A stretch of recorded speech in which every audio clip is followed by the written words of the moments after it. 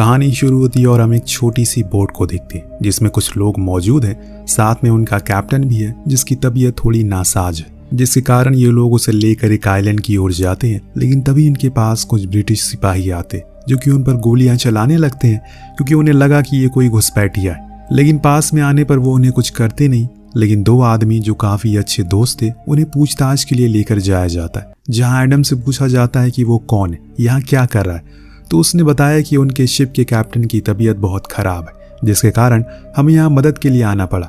इस बीच उनकी मुलाकात नेपोलियन नाम के आदमी से होती है जिसे उसकी पोस्ट से हटा दिया गया, लेकिन वो इनकी मदद करता है और कैप्टन के इलाज के लिए इंग्लिश ऑफिसर से बात करता है। इसके बाद नेपोलियन एडम को लेकर बाहर आता है। एक कोने में उसे कहता है कि वो उसकी बहादुरी से काफी इम्प्रेस है। उसने अपनी जान की बिना फिक्र किए अपने कैप्टन की जान बचाने की कोशिश करी। यहाँ नेपोलियन उसे एक लेटर देते हुए कहता है कि ये तुम्हें मिस्टर कैरोलियन तक पहुंचाना होगा, लेकिन हाँ, इसके बारे में किसी को कुछ पता नहीं चलना चाहिए, यहाँ तक कि तुम्हारे दोस्त को भी नहीं। लेकिन उसका दोस्त मॉन्टेनेगो उन दोनों को बात करते हुए देख लेता है, पर जब एडम कमरे में आता है तो वादे के मुताबिक अपने दोस्त को कुछ भी नहीं बताता, पर वो जानता है कि उसका दोस्त कुछ छुपा रहा है। इस बीच इन्हें पता लगा कि इनके कैप्टन अब इस दुनिया में नहीं रहे, इसीलिए सभी वापस चले जाते हैं वहां से। लेकिन जब एडम अपनी शिपिंग कंपनी में वापस आता है तो उसकी इस बहादुरी के किस्से हर ओर फैल चुके थे, जिसके कारण उसे प्रमोशन मिल जाता है, उसे कैप्टन का दर्जा दिया जाता है, जिसे पाकर वो बहुत ज्यादा खुश था। ये बात जाकर वो अपनी गर्लफ्रेंड मर्सिडीज को बताता है, जिसके बाद दोनों ही डिसाइड करते हैं कि वो शादी कर लेंगे। वहीं दूसरी ओर मोंटियागो को पता लगा कि उसका दोस्त शादी कर रहा है तो उसे बिल्कुल भी अच्छा नहीं लगता, क्योंकि तीनों बचपन से साथ में थे और दोस्त भी थे। उसी के चलते मोंटियागो मर्सिडीज को पसंद करता है, लेकिन उसे ये जानकर बुरा लगा कि अब वो कैप्टन बनने वाला है और दोनों शादी भी कर रहे हैं। इसीलिए उसने उस रात खूब दारू पी, फिर एक आदमी के पास गया जो कि उस शिप में काम किया करता है, और वो भी उसी की तरह ये नहीं चाहता कि एडम कैप्टन बने, बल्कि वो तो खुद ही कैप्टन बनना चाहता है। मतलब वो दोनों ही एक आदमी से जलते हैं। मोंटियागो नशे में था, जिसके कारण वो उसे क्या बोलता है वो खुद ही समझ नहीं पा रहा था। इसी का फायदा सामने वाला आदमी उठा लेता है। दरअसल यहाँ मोंटियागो ने कहा कि एडम उसका बचपन का दोस्त है। वो उसे सब कुछ बताता, लेकिन कुछ ऐसी चीजें हैं जो उसने छुपाई हुई है। जो सुनकर वो शख्स ने पूछा कि वो कौन सी चीज है। इतने में ये सीन यहीं कट होता है और पहुंचता है एडम के घर पर, जहां पर वो डिनर कर रहा है। लेकिन इतने में ही उसके पास कुछ इंग्लिश ऑफिसर आकर उसे मजिस्ट्रेट के पास जबरदस्ती लेकर जाते हैं, जहां मजिस्ट्रेट उसे पूछता, क्या तुम्हें किसी ने कोई लेटर दिया है? अब ये सुनकर वो शौक था, लेकिन आखिर में उसने सच बता ही दिया। पर उसने ये भी बताया कि उस लेटर में क्या लिखा है वो उसे बिल्कुल भी नहीं पता। तो उससे देने को कहता है, और जब वो उस लेटर को खोलकर पढ़ता है तो हैरान हो जाता है, क्योंकि उसमें नेपोलियन ने उस आइलैंड के आसपास जितने भी सुरक्षा कवच थे उनकी जानकारी दी हुई थी। लेकिन मजिस्ट्रेट को पता था कि कोई उसे फंसाने की कोशिश कर रहा है, क्योंकि एडम का एक अच्छा रिकॉर्ड था। वो ऐसा नहीं करेगा। वो उसे यहाँ से जाने को कह देता है, पर जाने से पहले वो उसे पूछता है कि तुम्हें ये किसने दिया। तो एडम ने उस शख्स का नाम बताया, जो सुन मजिस्ट्रेट दंग रह गया। उसके तो हाव भाव भी बदल गए। इसीलिए सबसे पहले तो उसने उस लेटर को जलाया। फिर एडम से पूछा कि क्या उसने इस बारे में किसी को बताया है, उसके पास ये लेटर है। तो उसने कहा कि नहीं। तो मजिस्ट्रेट बोलता है कि ठीक है, तुम्हें मेरे लोग तुम्हारे घर पर छोड़ देंगे, और तुम्हें जो कुछ भी मैंने परेशानी दी है उसके लिए मैं माफी मांगता हूँ। इतना कहने के बाद वो एडम को भेज देता है, लेकिन कुछ ही देर में एडम को समझ आ गया कि वो उसे पकड़वाना चाह रहा है। इसीलिए वो वहां से भागकर अपने दोस्त के घर आता है और उसे सब कुछ बता देता है, कैसे उसे नेपोलियन ने एक लेटर दिया उसे किसी दोस्त को देने को। लेकिन उसे नहीं पता कि उस लेटर में लिखा था आइलैंड से भागने का प्लान। पर इस बारे में किसी ने मजिस्ट्रेट को बता दिया, जो कि मुझे जेल भेज रहा है, प्लीज मुझे बचा लो। पर यहाँ मोंटियागो अपने असली रूप में आ जाता है और बोलता है कि तुम इसी के हकदार हो। वो कोई और नहीं बल्कि मैं ही हूँ, जिसने उस लेटर के बारे में मजिस्ट्रेट को बताया था। अब ये सुन एडम के तो पैरों नीचे जमीन खिसक जाती है। उसे खुद का दोस्त ही ऐसा करेगा उसने कभी सोचा नहीं था, लेकिन उसने ऐसा क्यों किया, यही सवाल वो उससे करता है। और उसके दोस्त ने कहा कि वो उसकी भावनाओं को कभी समझ नहीं पाएगा। लेकिन अब एडम को भागना है, लेकिन वो तो उसे भागने नहीं देता। और इतने में वहां पर मजिस्ट्रेट के आदमी आते हैं और उसे पकड़ लेते हैं। पर जाते जाते भी एडम अपनी दोस्त की आंखों में देखता है, क्योंकि अभी भी उसे यकीन नहीं हो रहा है कि उसका दोस्त इतना खुदगर्ज हो जाएगा। उसने कभी नहीं सोचा था। लेकिन अब एडम की जिंदगी यहाँ से बहुत बदलने वाली है, क्योंकि अब उसे ये लोग एक ऐसी जेल में लेकर जा रहे हैं जिसके आसपास सिर्फ पानी है। यानी कि यहाँ से निकल पाना बहुत ही मुश्किल है। अब जेल के अंदर जाने पर उसकी सबसे पहले मुलाकात होती है जेल के वार्डन से, जो कि बहुत ही जालिम है। पर उसके सामने एडम ये कहता है कि वो बेकसूर है, उसे किसी ने जानबूझकर फंसाया है। जो बात वार्डन भी जानता है, क्योंकि उसका कहना था कि कोई भी किसी को यहाँ पर तब भेजता है जब उसे कुछ ऐसा पता हो जो कि वो नहीं चाहता कि वो बात किसी और को पता लगे, क्योंकि ये जेल नहीं जहन्नुम है, क्योंकि यहाँ से आज तक कोई भाग नहीं पाया। यहाँ हम देखते हैं कि वार्डन अपने कैदी को 1 साल याद दिलाने के लिए एक अलग ही तरीका अपनाता है, जिसमें वो उन्हें कोड़े मारता है ताकि उन्हें याद रहे कि आज 1 साल हो गया। ऐसा सेम वो एडम के साथ भी करता है, जिससे कि उसे बहुत ही तकलीफ होती है। पर अभी ये तो शुरुआत है। पर वहाँ एडम के पिता मजिस्ट्रेट के पास जाते हैं अपने बेटे की जान की भीख मांगने के लिए, लेकिन वो उनकी एक नहीं सुनता। उनके साथ मॉन्टियागो भी मौजूद था, जो मर्सिडीज को सहारा देता है। उसके इस अकेलेपन का फायदा उठाता है। तो वहीं जेल में अब धीरे धीरे करके समय बीत रहा है। एडम की शक्ल सूरत भी अब बदलने लगी है, उसके बाल बड़े हो गए हैं। सही से खाना पीना ना मिलने की वजह से शरीर कमजोर पड़ने लगा। पर उसे ये विश्वास है कि एक दिन आएगा जब ऊपर वाला उसे इंसाफ दिलाएगा, जिस बात को उसने दीवारों पर भी लिख दिया। पर आज जब 1 साल बाद उसी जेल का दरवाजा खुला तो उसे लगा कि कोई उसे मिलने के लिए आए, लेकिन असल में वो वार्डन था जो उसके लिए कोड़े लेकर खड़ा था, क्योंकि आज पूरे 1 साल बीत गए हैं और इस चीज को वो याद दिलाने के लिए आया हुआ। अब उसके जाने के बाद वो फिर से उसी 4 दीवारी में खुद के दिनों को गिनने लगता है। अगर अब उसे कोई मिलने भी आए तो उसे कभी पहचान नहीं पाएगा, क्योंकि वो एकदम बदल चुका है।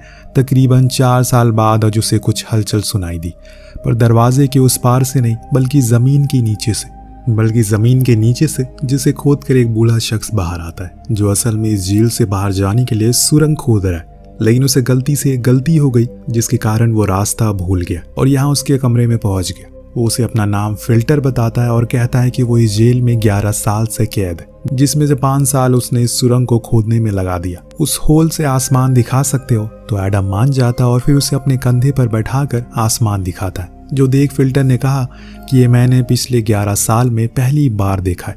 इसके लिए मैं शुक्रिया करता हूँ, लेकिन मैं तुम्हें अपना सल दिखाना चाहता हूँ, क्या तुम मेरे साथ आओगे? एडम को उस पर यकीन था, क्योंकि वो आदमी भी उसी की तरह सालों से अंधेरी कोठरी में कैद है। इसीलिए वो उसी सुरंग के जरिए उसके सेल में पहुंच गया, जो देख वो हैरान था कि इतने बूढ़े शख्स ने इतनी बड़ी सुरंग को खोद लिया और एक वो है जो बैठे हुए दिनों को गिन रहा है। लेकिन ये देखकर अब उसके अंदर अलग तरह का जोश आ गया है।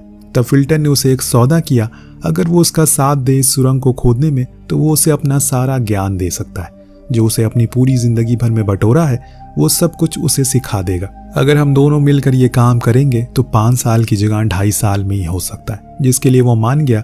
अब से दोनों ही काम पर लग गए, लेकिन उन्हें पता था कि दिन में 2 बार गार्ड आते हैं, इसीलिए वो उस टाइम अपने ही सेल में मौजूद रहते हैं ताकि उन्हें किसी भी प्रकार का कोई शक ना हो। और उसके बाद ये दोनों अपने काम में माहिर हो गए, और जो इनकी टॉयलेट करने वाली बाल्टी होती है वो उसी की मदद से वो सुरंग की खोदी हुई मिट्टी को बाहर फेंक देते थे ताकि उन पर कोई भी शक ना करे। इस बीच फिल्टर एडम को कुछ अच्छी बातें भी सिखाया करता है, जिसे वो अच्छे से समझ रहा था। एक दिन खुदाई के दौरान एडम ने फिल्टर से उसकी जिंदगी के बारे में सवाल किया, तो उसने बताया कि वो पहले नेपोलियन आर्मी का सोल्जर था, लेकिन उस चीज को छोड़ने के बाद वो स्पार्टन नाम के मालदार आदमी का असिस्टेंट बन गया, जिसके पास बहुत पैसा था। लेकिन उसके मर जाने के बाद लोगों के बीच में एक अफवाह फैल गई कि उसने कहीं ढेर सारा खजाना छुपाया हुआ है, जो चीज सिर्फ उसके असिस्टेंट को ही पता है। इसीलिए उन्होंने इस जेल में मुझे भेज दिया। फिल्टर की सोल्जर वाली बात तो एडम को यकीन थी, लेकिन यह खजाने वाली बात पर उसे मनगढ़ंत लगती है, तो इस पर वो ज्यादा विश्वास नहीं करता और काम में लग जाता है। अब धीरे धीरे करके इन्हें 1.5 साल हो गया इस काम को करते हुए। इस दौरान एडम ने काफी कुछ लिखना और पढ़ना भी सीख लिया, जो कि फिल्टर ने उसे सिखाया था। लेकिन बस पढ़ना नहीं, बल्कि उसने तलवारबाजी भी उसे सिखाई, क्योंकि वो एक सैनिक रह चुका है। पर एक दिन ऐसे ही जब दोनों बैठे होते हैं तो फिल्टर ने उसे पूछा कि आखिर तुमने मजिस्ट्रेट को ऐसा क्या बता दिया कि उसके बाद उसने तुम्हें यहाँ भेज दिया। तो एडम बोला कि मैंने तो उसे बस उस आदमी का नाम बताया, जो था कैरोलियन। उसके बाद उसने उस लेटर को जला दिया।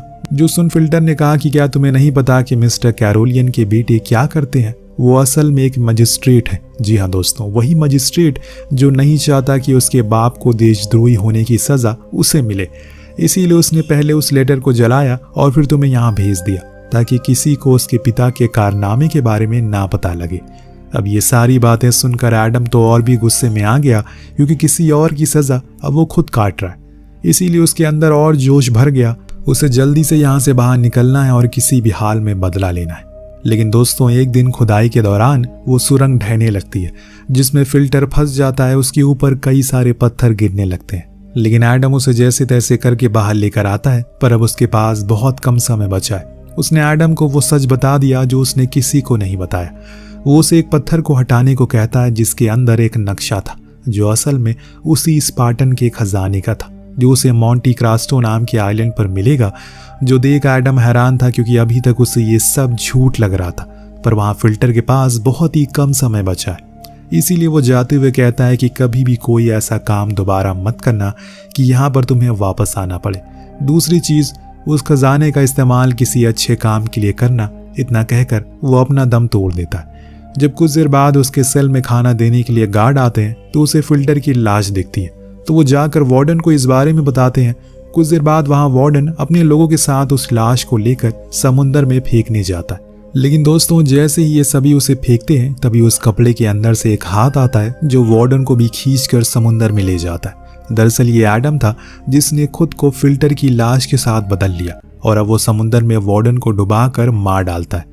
जिसके बाद वहां से तैरते हुए एक अनजान जगह पर आता है जो कि समुद्र किनारे थी, लेकिन अब वो जेल से बहुत दूर है। जो देख एडम बहुत ही ज्यादा खुश है क्योंकि उसे अब अपनी आज़ादी महसूस हो रही है।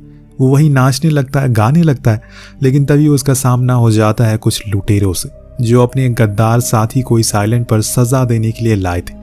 लेकिन जब उन्होंने एडम को देखा तो उसे एक सौदा किया। उसके और उनके गद्दार साथी के बीच में लड़ाई होगी जिसमें जो जीतेगा वो जिंदा रहेगा।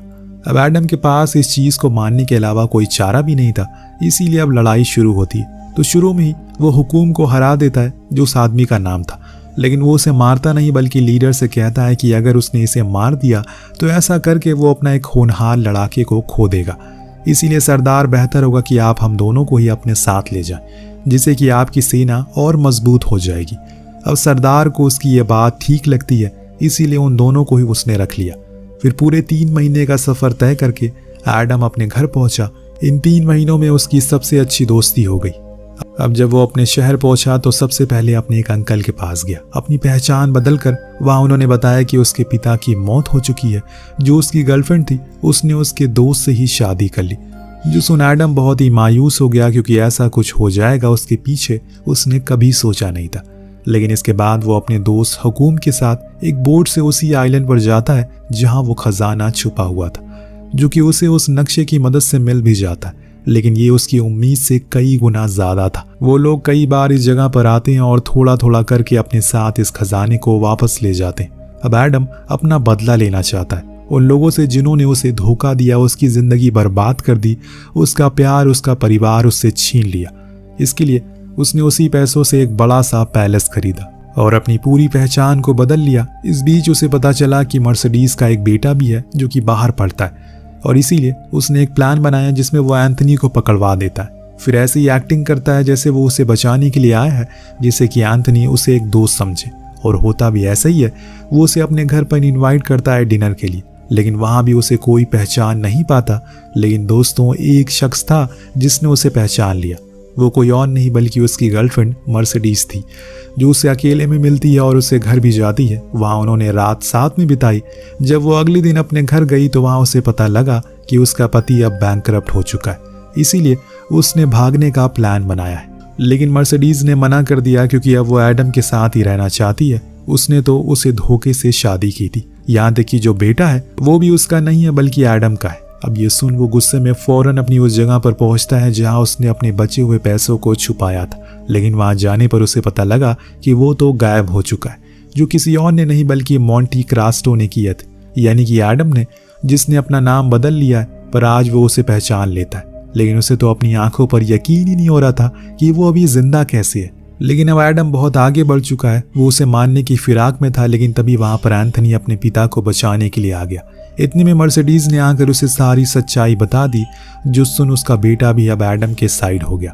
जो चीज देखकर मोंटियागो बिल्कुल पागल हो गया। उसे समझ नहीं आ रहा है कि एक पल में कैसे वो अकेला पड़ गया, और इसे गुस्से में उसने उस पर गोली चला दी। पर वो गोली मर्सिडीज के कंधे पर लग गई, जिससे वो बहुत ही ज्यादा घायल हो गई। ये देखकर सभी लोग बहुत डर जाते हैं और ये देखकर मोंटियागो वहां से भागने लगता है। पर एडम उसे ऐसे जाने तो नहीं दे सकता। वो अपने बेटे को छोड़कर उसके पीछे भागा। दोनों के बीच में तलवारबाजी होती है जिसमें एडम माहिर था। इसकी बदौलत उसने वो तलवार उसके सीने के आर पार कर दी। आज सालों बाद उसने अपना बदला ले लिया। कहानी के आखिर में हमें दिखाया जाता है कि वो मर्सिडीज एंथनी के साथ उसी जेल के बाहर खड़ा हुआ है जहां उसने वो 7 साल बिताए, लेकिन आज उसने उस जेल को ही खरीद लिया। पर इतना सब कुछ जो कुछ भी हुआ वो सब फिल्टर की बदौलत हुआ। अगर वो ना होता तो उसकी कहानी कुछ और होती। इसीलिए आज एडम उसे बहुत याद करता है, जिसके साथ इस कहानी का यहीं पर अंत होता है। वेल दोस्तों, इस पूरी जिंदगी में आपको कई ऐसे लोग मिलेंगे जो आपको धोखा देंगे, आपसे आगे निकलने की कोशिश करेंगे, आपसे जलेंगे, लेकिन आपको याद रखना है कि ईश्वर हमेशा आपके साथ है। आपको हार नहीं माननी है, क्योंकि ऊपर वाले के घर में देर है अंधेर नहीं। वेल कहानी कैसी लगी हमें कमेंट करके जरूर बताएगा। मिलते हैं अगली वीडियो में। Thank you so much watching. Peace out.